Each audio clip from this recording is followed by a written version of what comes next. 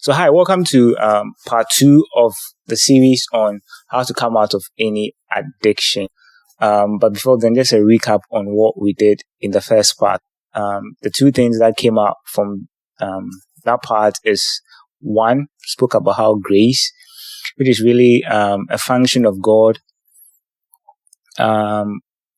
bringing to your awareness that you really need Him, but it also emphasize His capacity to free you from this addiction. And regardless of how far the addiction has gone, God is still there to bring you out of it by a function of His grace, which really instills in you the sense of identity you have as His son.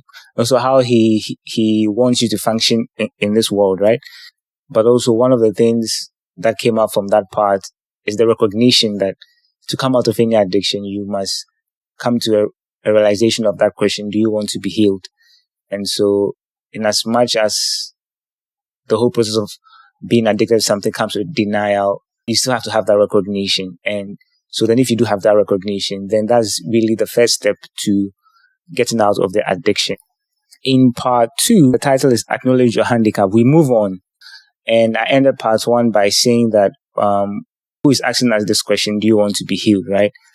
And so again, from the passage in the Bible, that's John chapter 5, verse 1 to 15, after Jesus asks this man who has been sick for 38 years, do you want to be healed? This was his response. I can't say. The sick man said, for I have no one to put me into the pool when the water bubbles up. Someone else always gets there ahead of me. Now, reading the scripture gives you a sense that this sick man realizes that he's handicapped. It's not a question of he not wanting to be healed, because you realize that he's there every time, but he doesn't get his healing for the reason that he cannot go into the pool. So in a little background about the passage, it's just the first person who gets into the water and that person gets healed. And so it gives you a sense of he being real with Jesus, that he cannot access the healing he wants because he's handicapped, really. And that's still a function of the grace, right? Because then as the addiction wears on, you inevitably will come to the place where you know that you need God's grace or God's help.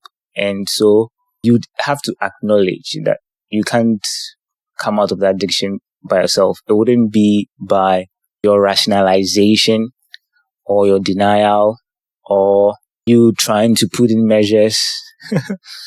No, none of those will work.